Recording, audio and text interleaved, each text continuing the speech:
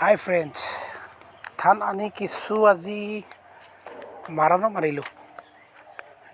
গৰমে মাৰণ মাৰি কিছু ধান মাৰি পেলালোঁ ট্ৰেক্টৰৰ সৈতে।